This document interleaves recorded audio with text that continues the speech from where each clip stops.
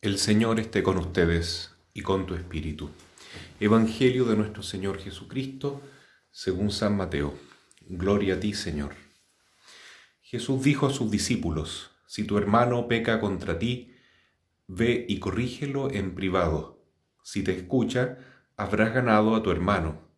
Si no te escucha, busca una o dos personas más para que el asunto se decida por la declaración de 2 o 3 testigos. Si se niega a hacerles caso, dilo a la comunidad.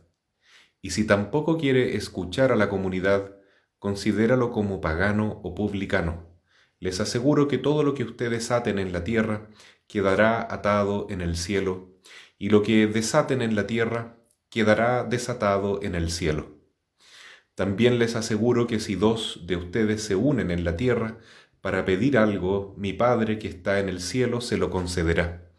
Porque donde hay 2 o 3 reunidos en mi nombre, yo estoy presente en medio de ellos. Palabra del Señor. Gloria y honor a ti, Señor Jesús. En este tiempo de confinamiento, en que muchas veces echamos de menos salir de la casa, inclusive ir a la iglesia, encontrarnos con la comunidad, poder comulgar, escuchar la palabra de Dios en los templos, y no lo podemos hacer, tenemos hoy esta palabra de consuelo que Jesús nos regala: donde 2 o más se reúnan en mi nombre, yo estaré presente en medio de ellos. Qué oportunidad tan hermosa hemos tenido durante este tiempo de cuarentena para ver que nuestra propia casa, nuestra habitación, nuestro corazón se puede transformar en un templo de Dios, en un templo del Espíritu Santo. Y mucho más bonito cuando nuestra familia se configura como una comunidad orante, como una iglesia doméstica, y el Señor se hace presente porque lo invocamos, porque nos reunimos en su nombre.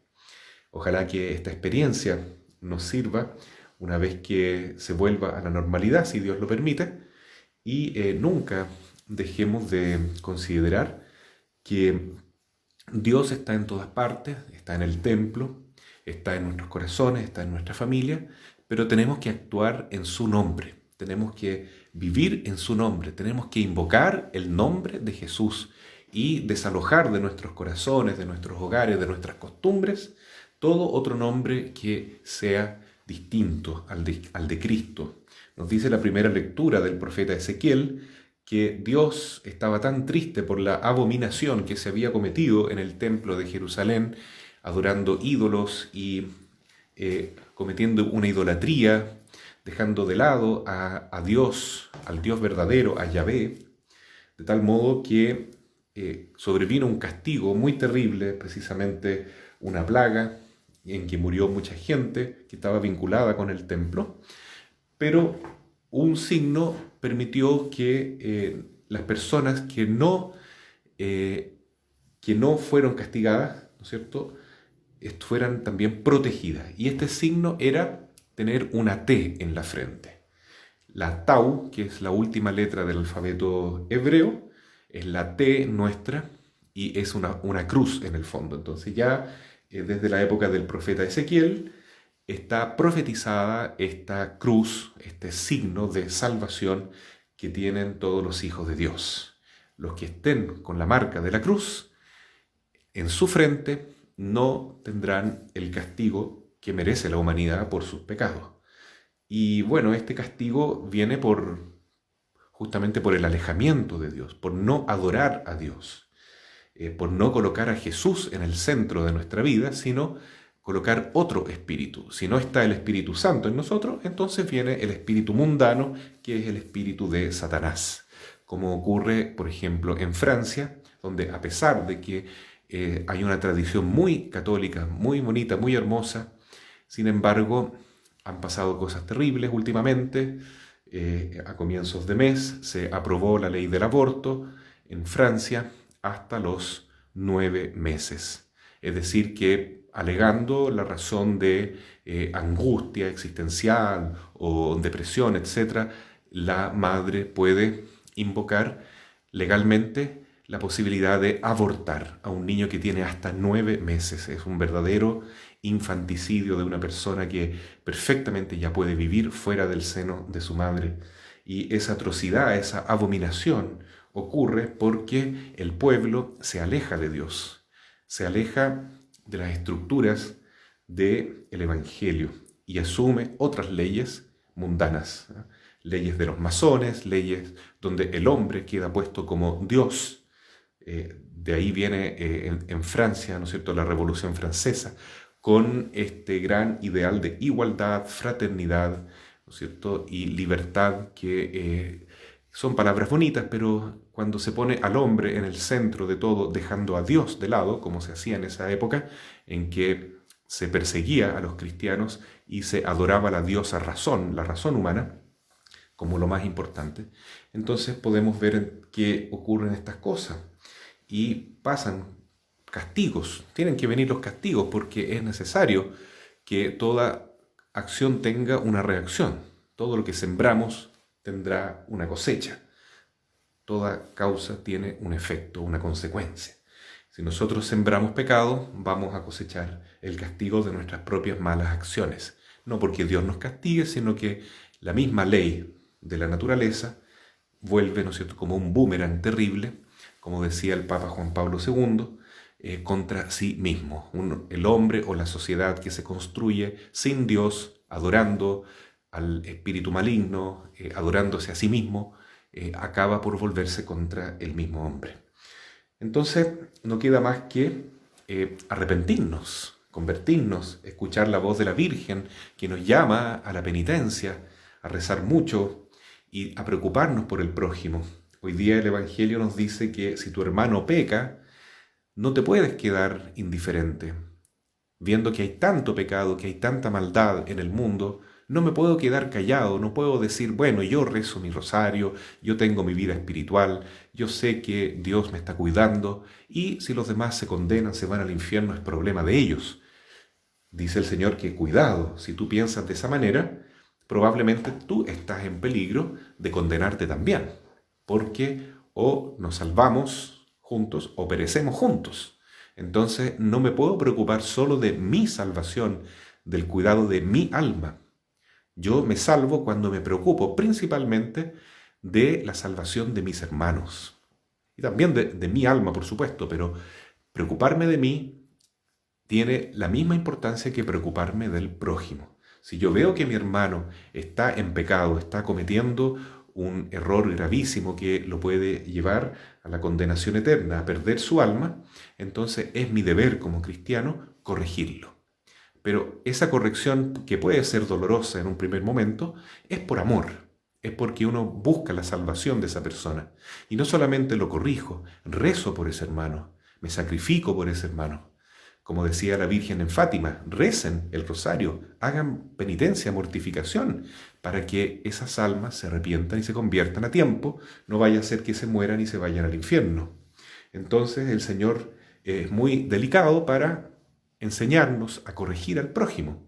Debe ser siempre por amor, no con espíritu de destruir al hermano, ¿no? Una crítica destructiva se nota porque está cargada de odiosidad, de envidia, y de mala voluntad. En cambio, una crítica positiva, constructiva, correctiva, se hace primero en forma individual, personal, en secreto, con la persona que está actuando mal. Es decir, yo no voy a hablar con otras personas, a criticarlo, antes de hablar con esa persona que está siendo afectada por un pecado. Y yo voy y hablo con él. Y si él no atiende, entonces vamos una parte de la comunidad, 2 o 3 o más, y hablamos nuevamente con él y lo corregimos. Y si él insiste, ¿no es cierto?, en su pecado, es terco, entonces, bueno, la comunidad entera le llama la atención y si no quiere, ya queda aislado solo. Él mismo se aísla de nuestra familia cristiana, que es una pena, pero la verdad es que hay que respetar la libertad de las personas también, ¿no? Y es doloroso, pero siempre seguiremos rezando por nuestro hermano que está viviendo en pecado.